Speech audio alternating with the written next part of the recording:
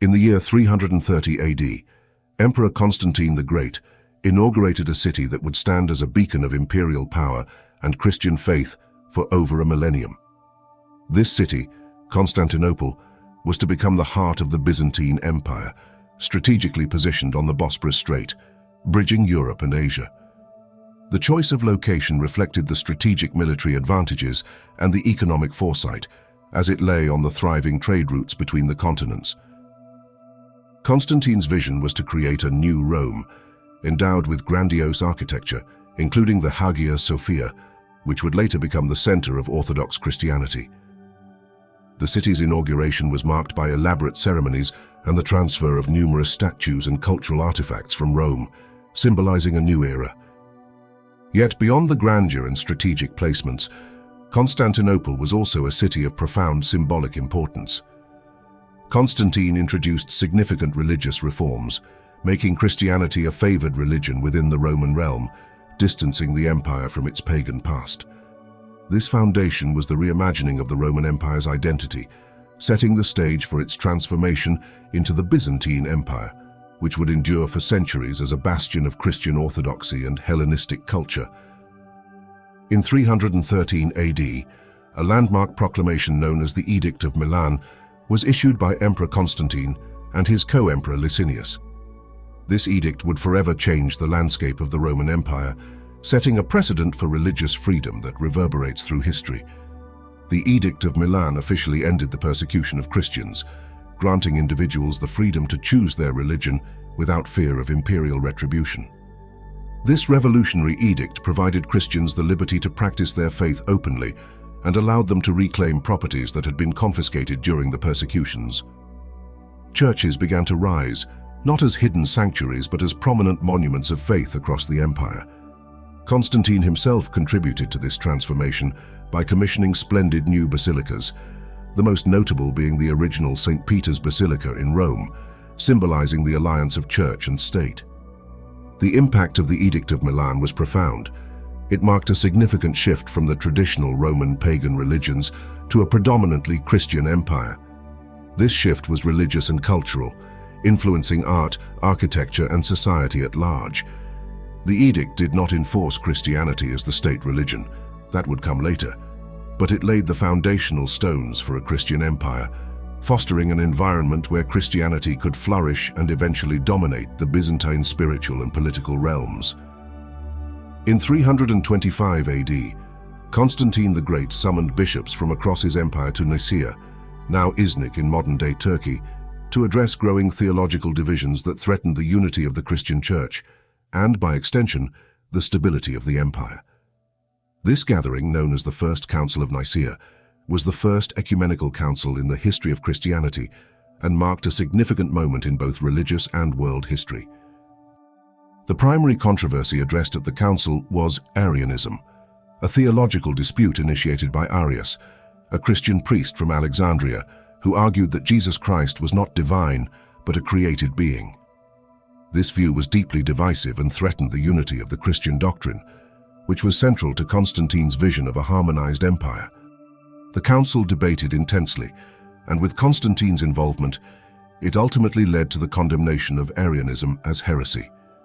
The bishops drafted the Nicene Creed, a statement of faith that affirmed the divinity of Jesus and his co-eternity with the Father, setting a standard for Orthodox Christian belief.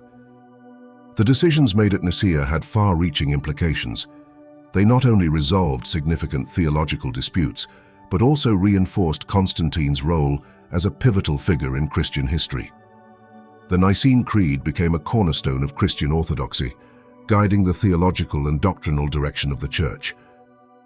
The Council of Nicaea was a turning point, showcasing the emperor's role as both a political and spiritual leader, uniquely intertwining imperial authority with ecclesiastical matters.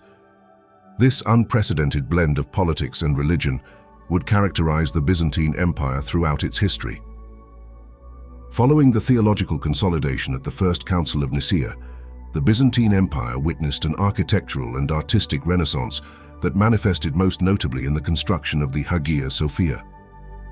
Conceived by Emperor Justinian I in the 6th century, centuries after the council, the Hagia Sophia was not just a cathedral, but a bold declaration of the empire's religious and architectural aspirations. This magnificent structure, whose name means holy wisdom, was to embody the divine wisdom Christ represented, a central tenet affirmed at Nicaea. The grand dome of the Hagia Sophia, an engineering marvel, soared to the heavens, symbolizing the union of earth and the divine, an architectural echo of the Creed's theological messages. The interior of Hagia Sophia was equally symbolic. Lavished with mosaics that glittered under the dome's filtered light, the imagery depicted Christ and the Virgin Mary and emperors and empresses, visually reinforcing the connection between the imperial authority and divine sanction. This integration of theology into art illustrated the Nicene Creed's affirmation of Christ's divinity, permanently influencing Byzantine iconography. The Hagia Sophia set a precedent for religious architecture in the Byzantine world, inspiring the design of countless churches and public buildings throughout the empire. Its construction marked a new era where Byzantine religious, political, and cultural identities were interwoven, each reinforcing the other in a vivid blend of art and faith. In the wake of the First Council of Nicaea, Byzantine liturgical music, particularly the development of the Byzantine chant, played a crucial role in embedding Orthodox Christian beliefs into the spiritual and cultural life of the empire. Byzantine chant, a form of music that is deeply entwined with the liturgical rites of the Eastern Orthodox Church, was an artistic expression and a theological tool. This musical tradition originated in the early Byzantine period, but significantly evolved to reflect the theological affirmations of the Nicene Creed. The chants were designed to be sung during religious services and were integral in conveying the theological doctrines to the congregation. Each hymn and melody carried with it the weight of orthodoxy, teaching and reaffirming the Creed's assertions about Christ's divinity and the nature of the Trinity. The structure and lyrics of the chants were meticulously crafted. The melodic lines were often long and elaborate, intended to evoke a sense of the divine and the eternal, mirroring the eternal truths professed by the Creed. The use of these chants during major feasts and liturgical celebrations served to both educate the faithful and unite them in a shared expression of faith. Crafted over centuries, the liturgy was imbued with deep theological significance, each element reflecting a facet of the Creed. The liturgy of the Word and the liturgy of the faithful, its two main components, were designed to educate the congregation about the Scriptures and to deepen their participation in the mysteries of faith, respectively. The celebration of the Eucharist, the climax of the Divine Liturgy, was especially poignant. It was here that the theological tenets of the Nicene Creed were most directly enacted. The Eucharist represented the belief in Christ's real presence, a key Orthodox belief affirmed at Nicaea. As the faithful received communion, they were literally and spiritually ingesting the doctrinal truths of their faith, making the Creed a tangible part of their existence. Throughout the liturgical year, special feasts like Easter and Christmas were celebrated with extra solemnity and joy, each service reinforcing the Nicene Creed through scriptural readings, hymns, and communal prayers. These celebrations were remembrances of historical events and were seen as opportunities to live out the theological truths of the Creed, strengthening the communal bonds of faith. In the Byzantine Empire, icons were more than just religious decorations. They were seen as windows to the divine, serving as a medium through which the faithful could commune with the holy figures they depicted. These sacred images, which included portrayals of Christ, the Virgin Mary, and various saints, were integral to Byzantine spirituality and worship. From the 6th century onwards, the veneration of icons became increasingly prominent within the empire. These icons were not only representations, but were also believed to be participants in the heavenly reality they depicted. This belief was deeply rooted in the theological affirmations of the Nicene Creed, particularly the doctrine of the incarnation of Christ, which proclaimed that God had taken human form. Icons, by depicting Christ and the saints, were therefore seen as affirming his true presence among the faithful. The theological justification for the use of icons was that if Christ could be depicted in human form, so too could his image be captured for veneration. This practice was believed to help the faithful connect more deeply with the divine by providing a focus for prayer and meditation. However, this practice was not without controversy. The iconoclastic controversy, which erupted in the 8th century, saw a fierce debate over the legitimacy of icon veneration. Iconoclasts, those opposed to icons, argued that their veneration constituted idolatry and violated the commandments against graven images. Conversely, the iconodules, defenders of icons, argued that since Christ had been seen in the flesh, he could be depicted in art. The resolution of this controversy, particularly during the Second Council of Nicaea in 787, reaffirmed the veneration of icons as orthodox practice. It was declared that icons were not idols, but symbols that helped to educate and inspire the faithful, allowing them to contemplate the divine mysteries. Post-controversy, the production of icons experienced a dramatic resurgence. This revival marked both a return to old practices and an evolution, with icons becoming more sophisticated in both theology and artistry.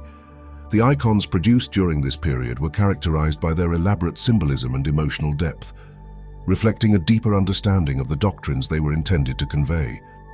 This Renaissance was significant for the cultural identity of the Byzantine Empire. Icons were no longer just devotional objects. They became integral to the expression of Byzantine identity, embodying the theological, cultural, and artistic values of the empire. They adorned the churches, public spaces, and homes, serving as a constant reminder of the Orthodox faith and the empire's commitment to it. Additionally, this cultural rebirth also reinforced the role of the church in Byzantine society, with icons serving as both educational tools and mediums for spiritual connection. They helped bridge the gap between the divine and the earthly, making the complex theology of the Nicene Creed accessible and relatable to all layers of society. The impact of this iconographic renaissance extended beyond the borders of the empire. Byzantine religious art influenced neighboring cultures and played a crucial role in the spread of Orthodox Christianity. The style and symbolism of Byzantine icons influenced the development of Christian art in Eastern Europe and Russia, where they became central to religious life. Within the Byzantine Empire itself, the reach of iconography was not limited to ecclesiastical settings. It pervaded literature and education as well. The themes and symbols found in religious icons were echoed in the literary works of the period, which often sought to convey similar theological and moral lessons.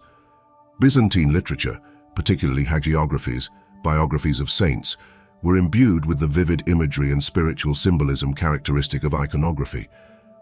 These texts served as religious instruction and as moral guides, illustrating the virtues of the saints in ways that mirrored the contemplative viewing of icons. Educational practices in Byzantine society were similarly influenced.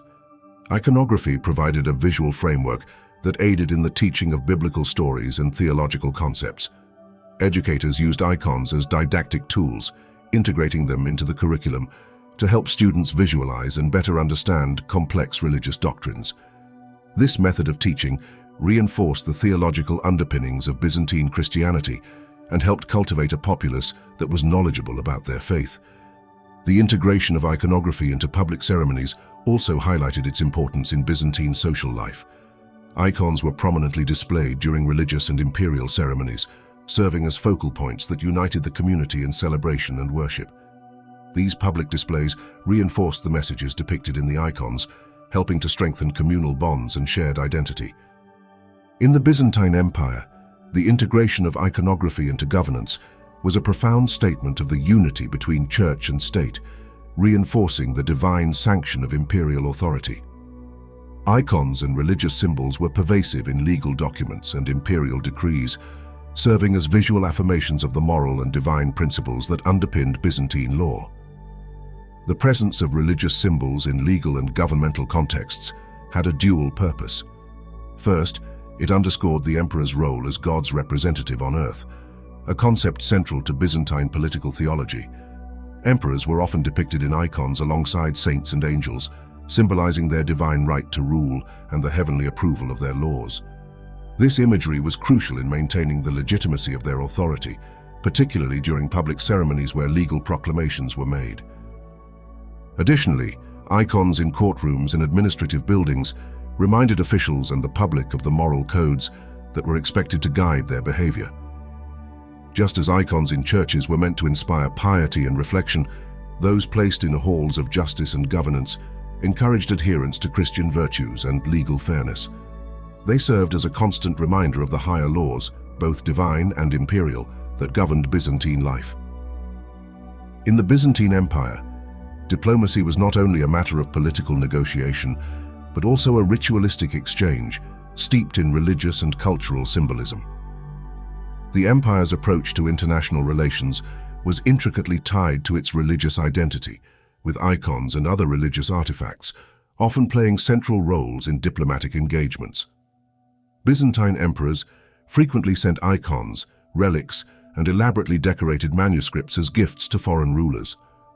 These symbolized gestures of goodwill and strategic tools intended to convey the spiritual and cultural prestige of the Byzantine Empire. Such gifts were symbols of divine favor and protection, suggesting that the relationships being forged were underpinned by shared spiritual values, or at least by the respect for Byzantine religious power. The reception of these gifts by foreign courts often involved ceremonial acknowledgement that mirrored liturgical practices, further emphasizing the sacred nature of the alliance or agreement. For example, when presenting relics or icons, Byzantine envoys performed rituals that highlighted their sanctity, thereby impressing upon the recipients the gravity and solemnity of the exchange. These diplomatic practices were particularly effective in dealings with neighboring states and emerging Christian kingdoms, who viewed the Byzantine Empire as both a political and spiritual powerhouse. The use of religious icons in diplomacy served to reinforce Byzantium's self-styled image as the guardian of Orthodox Christianity, a role that came with both political leverage and spiritual responsibility. Moreover, the strategic use of iconography in diplomacy extended to international policy, where Byzantine influence was projected through the fostering of Orthodox Christianity. By encouraging the adoption of Orthodox practices and the veneration of icons, Byzantium strengthened cultural and religious ties that could be leveraged in political alliances and territorial negotiations. One of the most strategic uses of Byzantine religious symbols in diplomacy occurred in the late 10th century, involving the burgeoning power of the Kievan Rus. In a masterful display of religious and political maneuvering, the Byzantine Emperor Basil II sought to secure an alliance with Vladimir the Great of Rus. This alliance was pivotal for military support and for reinforcing the Orthodox Christian front against both pagan and Muslim adversaries. The negotiations culminated in the marriage of Vladimir to Basil's sister Anna. However, a significant condition of this alliance was Vladimir's conversion to Orthodox Christianity. To facilitate and symbolize this conversion, numerous religious artifacts, including icons and relics, were sent to Kievan Ruses as part of the dowry. These were potent symbols of the new religious and political order Vladimir was committing to. The impact of these icons and relics was profound. Upon their reception, Vladimir initiated a widespread campaign of Christianization across his territories, replacing pagan statues with Christian icons and constructing numerous churches. This religious transformation was symbolically and politically tied to his alliance with Byzantium, reinforcing the ties between the two powers. This diplomatic exchange significantly influenced the religious landscape of Eastern Europe, where Orthodox Christianity took deep roots, facilitated by the continued exchange of religious symbols and ecclesiastical support from Byzantium. The religious artifacts, especially icons, continued to play a central role in the Rus' religious and political identity, echoing Byzantine influence long after the initial agreement. During the medieval period, the Byzantine Empire maintained intricate diplomatic relations with the Italian city-states, such as Venice, Genoa, and Amalfi.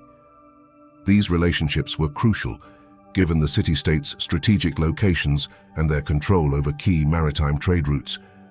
Byzantine diplomacy cleverly utilized religious artifacts and symbols to cement these alliances and influence the city-states' politics and economics.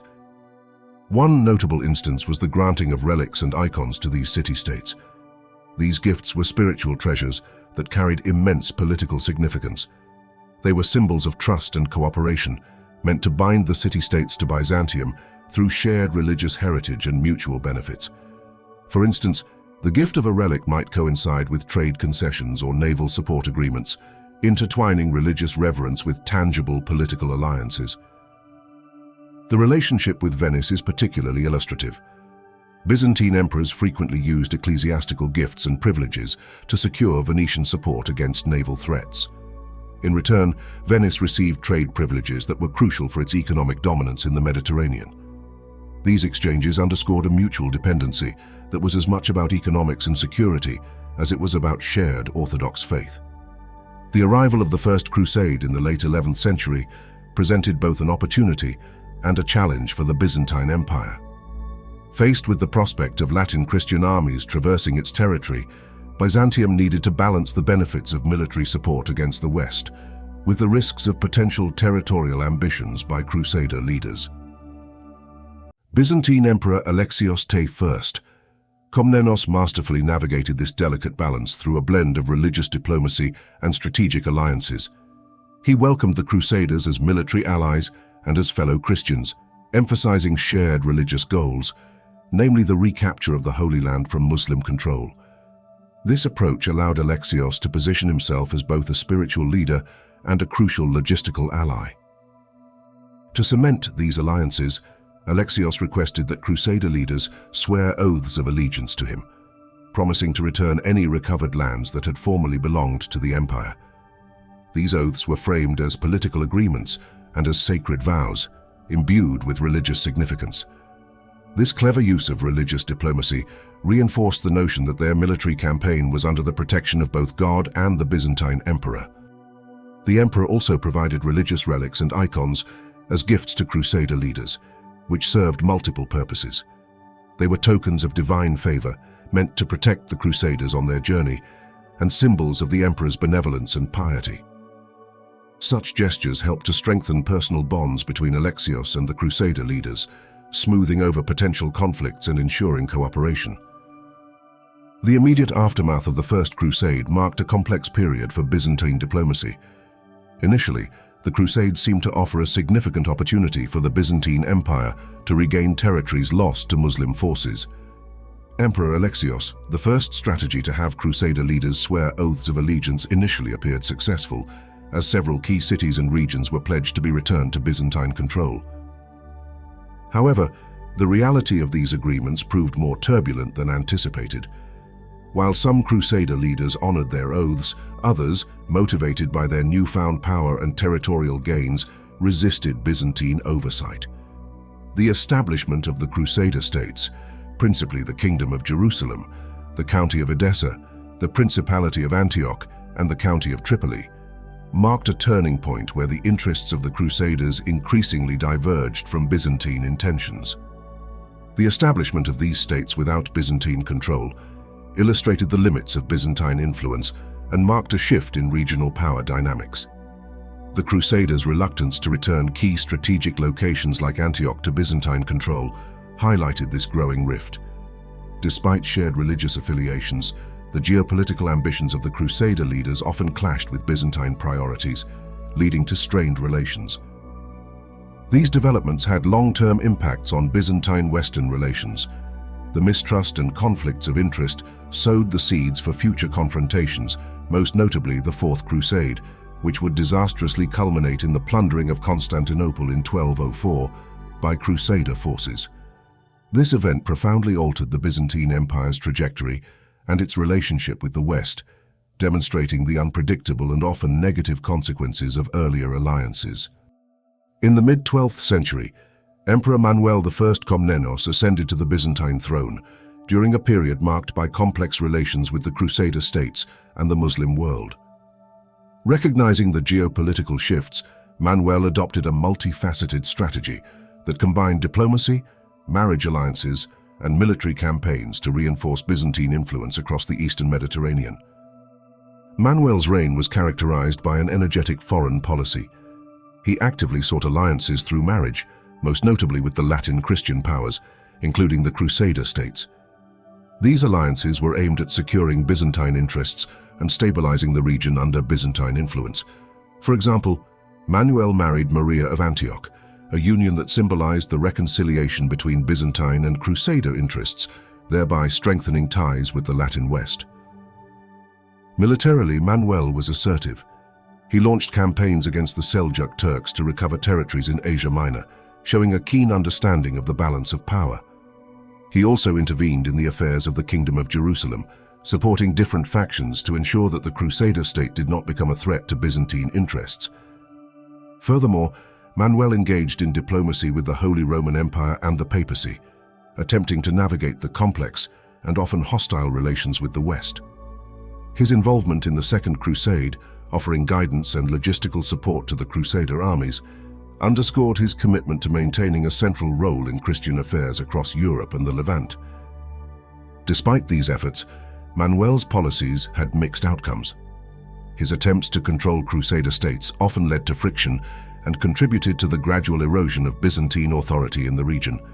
However, his reign is remembered for its dynamic diplomacy and the attempt to restore Byzantine prestige and power during a period of intense regional competition. The death of Emperor Manuel I Komnenos in 1180 marked the beginning of a turbulent period for the Byzantine Empire, which struggled to maintain the momentum of his vigorous policies. Manuel's ambitious endeavors had left the empire financially strained and militarily overstretched. His successors were left to manage an increasingly precarious situation marked by internal dissent and external threats. Manuel's immediate successors, such as Alexios II and Andronikos I Komnenos, faced significant challenges. They dealt with internal instability fueled by aristocratic rivalries and discontent among the military ranks, partly due to the depletion of the treasury from Manuel's expansive campaigns. This internal disarray weakened the central authority and made coherent foreign policy difficult to sustain. Externally, the situation was no less dire.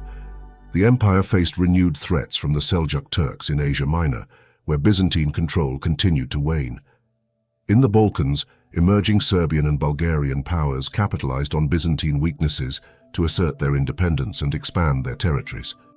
Furthermore, the weakening of Byzantine influence opened the door for the Venetians and other maritime powers to dominate trade in the eastern Mediterranean, further eroding Byzantium's economic base. The Fourth Crusade, initially intended to secure Christian lands from Muslim control, was diverted towards Constantinople, culminating in the devastating looting of the city in 1204. This event, a direct consequence of the empire's weakened state and complicated relationships with the West, marked a significant turning point in Byzantine history. The Latin occupation of Constantinople fractured the Byzantine Empire, leading to the establishment of the Latin Empire and several Byzantine successor states, such as the Empire of Nicaea. These successor states endeavored to reclaim the imperial capital and restore the Byzantine Empire, highlighting the resilience of Byzantine governance and culture despite profound challenges. After the catastrophic fall of Constantinople in 1204, the Byzantine nobility and remnants of the imperial government found refuge in the Empire of Nicaea. Founded by Theodore I Lascaris, the Empire of Nicaea stood as a beacon of hope and a bastion of Byzantine tradition, culture, and administrative prowess amidst the fragmentation caused by the Latin occupation. Under the leadership of Theodore I and his successors, Nicaea became more than just a temporary shelter. It was a center for Orthodox Christianity and Byzantine heritage, attracting scholars, artists, and clergy displaced by the conquest of Constantinople. This intellectual and spiritual consolidation played a crucial role in preserving Byzantine identity and legitimacy. The Nicaean emperors, particularly John III Vatatzes and later Michael VIII Palaiologos, strengthened their position through a combination of military campaigns and diplomatic maneuvering. They forged alliances with neighboring powers, including the Seljuk Turks and the Bulgarians, and capitalized on the weaknesses and rivalries among the Latin states established in former Byzantine territories. The turning point came in 1261, when Michael VIII Palaiologos saw an opportunity to strike. Utilizing a combination of military force and strategic deception, Michael's forces managed to enter Constantinople almost unopposed, capitalizing on the absence of most of the Latin forces who were engaged elsewhere. The recapture of Constantinople on July 25, 1261, was a symbolic restoration of the Byzantine Empire. It was celebrated as a divine providence and a vindication of the Byzantine claim to Roman continuity. Michael VIII re-entered the city in a carefully orchestrated ceremony that mirrored the imperial triumphs of old, re-establishing Orthodox rites and rebuilding the city's defenses and churches, thereby reaffirming Constantinople's status as the heart of the Orthodox Christian world. Upon regaining Constantinople, Michael VIII Palaiologos faced the monumental task of defending the city and restoring the empire's territorial integrity. His reign was characterized by a complex web of diplomatic maneuvers aimed at neutralizing external threats while consolidating internal governance.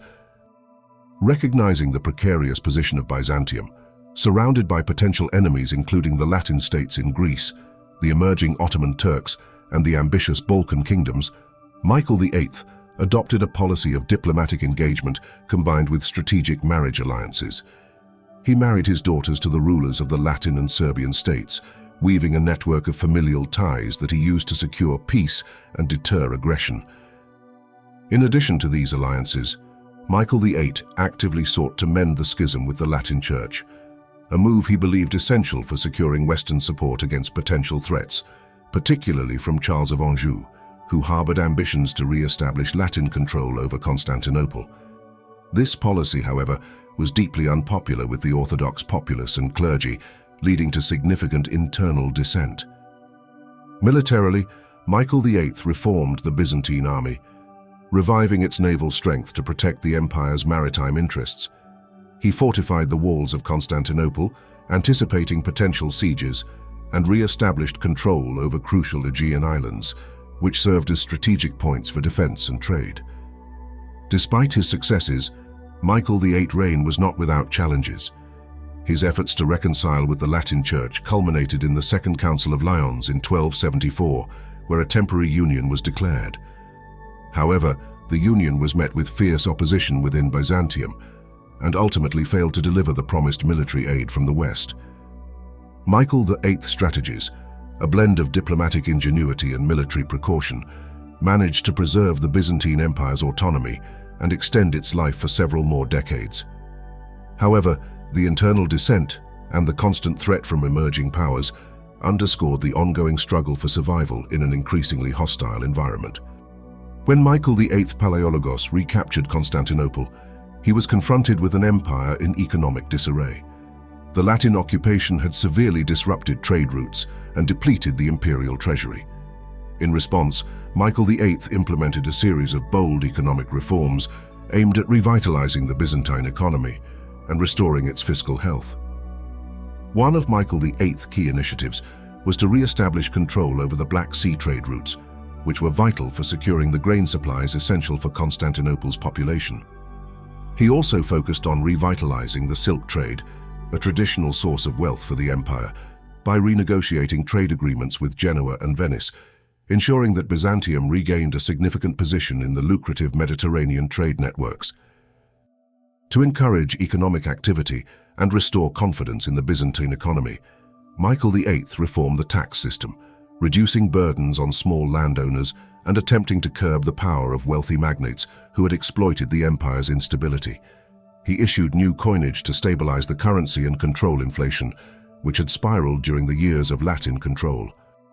Furthermore, Michael sought to boost domestic production by investing in agriculture and restoring lands to cultivation that had been abandoned during the previous decades of turmoil.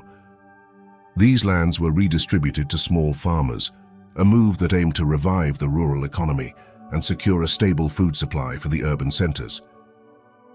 In 1274, Michael VIII Palaiologos achieved what he believed would be a crowning achievement of his reign, the Union of Lyons, where he sought to mend the schism between the Orthodox and Catholic churches. This union was intended to secure military support from the West and thereby stabilize his empire against growing external threats. However, the union ignited a firestorm of opposition within Byzantium, affecting his rule profoundly. The immediate reaction to the union was marked by widespread discontent among the Orthodox clergy and laity, who viewed the concessions made to the Catholic Church as a betrayal of Orthodox traditions. Patriarchs and monks led the charge, vehemently opposing the union and accusing Michael of apostasy. This religious dissent quickly spilled over into the political arena, eroding Michael's support base within the aristocracy and the military, who were already wary of his centralizing policies. The unrest was not limited to verbal protests. It included public demonstrations and riots in major Byzantine cities. Iconic figures in the Orthodox Church, such as the monk Joseph of Constantinople, became symbols of resistance, preaching against the Union and rallying the populace to defend their faith.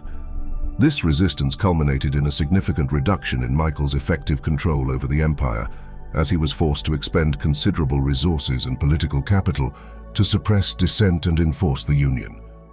The alienation of key segments of Byzantine society had long-term implications for the Palaeologan dynasty. While Michael managed to retain the throne until his death in 1282, the discontent sowed during his reign would haunt his successors, who struggled to maintain authority over a divided empire. The Union ultimately collapsed shortly after Michael's death, viewed by many as a failed experiment that demonstrated the deep-rooted strength of Orthodox identity in Byzantium. The legacy of Michael VIII is thus a complex one. He is remembered both for his diplomatic and military acumen in restoring the Byzantine Empire and for the religious strife that marked his attempts to secure its future. His reign illustrates the challenges of governing a diverse and deeply religious empire, where political actions can have profound spiritual repercussions. The death of Michael VIII Palaiologos in 1282 left the Byzantine Empire in a precarious position, grappling with the consequences of his ambitious yet divisive policies. His efforts to restore the empire's glory had come at a high cost, leaving a complex legacy for his successors to manage.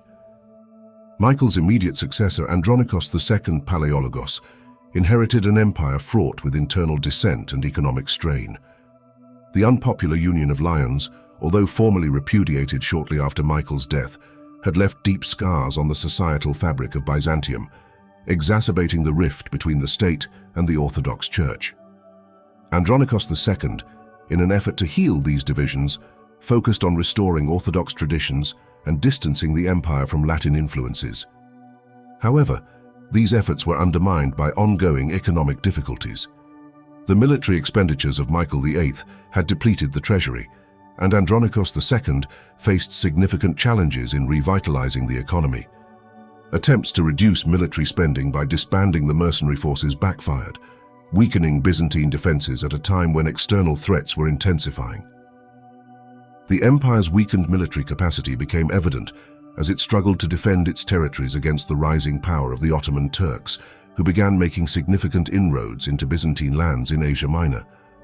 The loss of these territories reduced the empire's economic base and its strategic depth, leaving the heartland more vulnerable to attacks. Internally, the empire was also challenged by a series of civil wars and aristocratic rebellions, which further drained its resources and eroded central authority. These conflicts were symptomatic of the deep-seated structural problems within Byzantine society, including a heavily burdened peasantry and a powerful, often unruly aristocracy. By the time of the early 14th century, the cumulative effects of these internal and external pressures had set Byzantium on a path of gradual decline from which it would never fully recover. The once mighty empire, known for its administrative sophistication and cultural vibrancy, was increasingly becoming a shadow of its former self, struggling to maintain its relevance and territory in a changing world. As the Ottoman Empire rose to prominence in the 14th century, the Byzantine Empire found itself increasingly on the defensive. One of the first significant clashes was the Battle of Baphius in 1302, where the Byzantine forces faced the Ottomans in open combat. This battle marked a pivotal moment, as it was the first major victory for the Ottomans on Byzantine soil, signaling a shift in regional power dynamics. The defeat at Baphius forced the Byzantines to recognize the growing threat of the Ottomans. In response, Byzantine emperors like Andronikos II and his successors sought to fortify their defenses and explore new strategies for containing Ottoman expansion. This included rebuilding the navy to secure key maritime routes and attempting to fortify cities and towns along the border regions. Parallel to their military efforts, Byzantine diplomacy became increasingly focused on seeking Western aid. The emperors appealed to the Pope and Western monarchs, emphasizing the common Christian struggle against the Muslim Ottomans. These appeals often included promises of religious concessions, such as the potential reunification of the Orthodox and Catholic churches, a theme recurrent since the days of Michael VIII. One notable diplomatic success was the Crusade of Nicopolis in 1396, initiated by the Hungarian King Sigismund with support from other European nobles.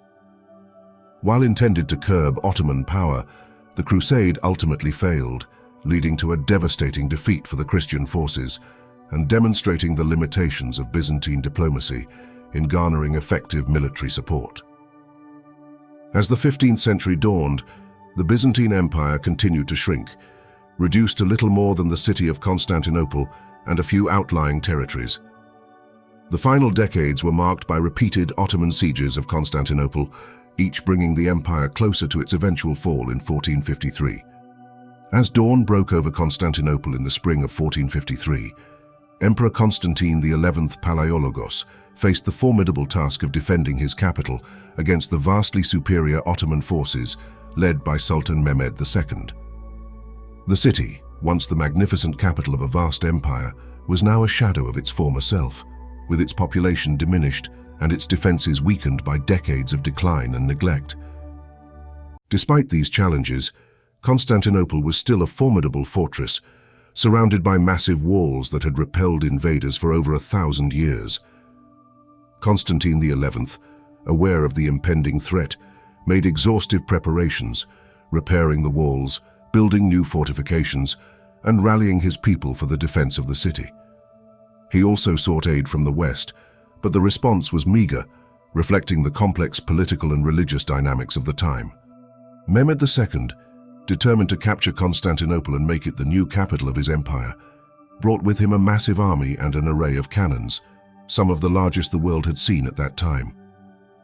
These cannons were crucial to Mehmed's strategy, as they allowed him to breach the walls of Constantinople, something that had been deemed nearly impossible with earlier siege technology. The siege began on April 6, 1453, and lasted for 53 days. Despite the overwhelming odds, the defenders of Constantinople fought with remarkable bravery and tenacity. The city's defenders, comprising both Greeks and a contingent of foreign mercenaries, managed to hold off the Ottoman advances for weeks, repelling assaults and repairing breaches in the walls nightly. The turning point came on May 29, 1453, when, through a combination of fierce fighting and strategic missteps by the defenders, Ottoman troops finally breached the walls and flooded into the city. Emperor Constantine XI reportedly died fighting in the breach, symbolizing the end of the Byzantine resistance. The fall of Constantinople marked the end of the Byzantine Empire, but it was also the beginning of a new era in which the city would become a major capital of the Ottoman Empire, later known as Istanbul. This event reshaped the European and Middle Eastern geopolitical landscapes, signaling the rise of the Ottoman Empire as a major power and altering the balance of power in the region. Following the fall of Constantinople in 1453, Sultan Mehmed II swiftly moved to consolidate his control over the city and establish it as the heart of his empire. Renaming the city Istanbul, Mehmed embarked on a comprehensive program to repopulate and revitalize the city, inviting peoples from across his empire to settle there. This multicultural influx transformed the ethnic and religious landscape of Istanbul, turning it into a cosmopolitan hub that reflected the diversity of the Ottoman Empire. Mehmed II also undertook significant architectural projects to symbolize the city's new status. Perhaps the most symbolic was the conversion of the Hagia Sophia, formerly a grand cathedral of the Byzantine Empire, into a mosque, a profound statement of the Ottomans' Islamic identity and their supremacy over the former Christian rulers. This act, along with the construction of new mosques and public buildings, marked Istanbul as a vital Islamic and political center. In Europe, the fall of Constantinople sent shockwaves through Christian states, which saw the Ottoman conquest as both a spiritual and a geopolitical threat. The event spurred calls for crusades and reinforced the militarization of European states against the Ottoman advance.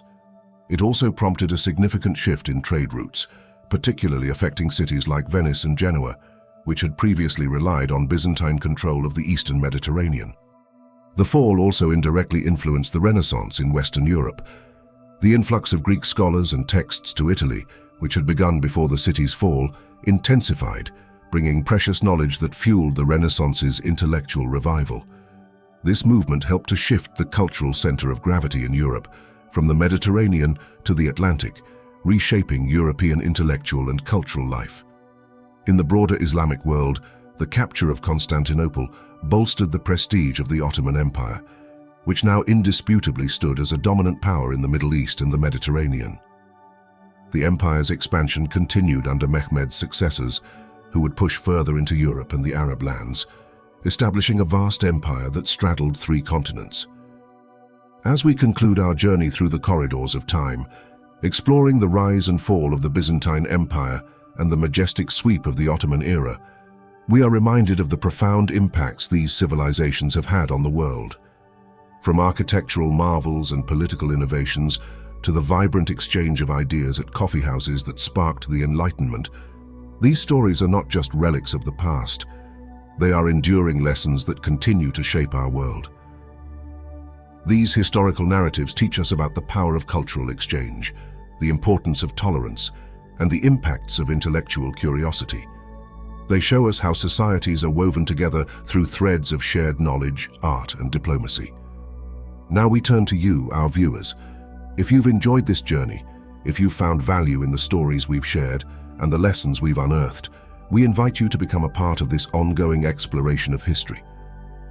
Like this video to show your support, share it to spread these invaluable lessons, and subscribe to our channel for more insights into the past that inform our future. Together, we can keep the spirit of discovery alive and continue to learn from the rich array of human history. Don't miss out on future adventures through history. Like, share, and subscribe for more content that brings the past to life. Join us in uncovering the mysteries and marvels of our shared heritage. Your engagement helps us grow and continue providing great content. Thank you for watching and keep exploring.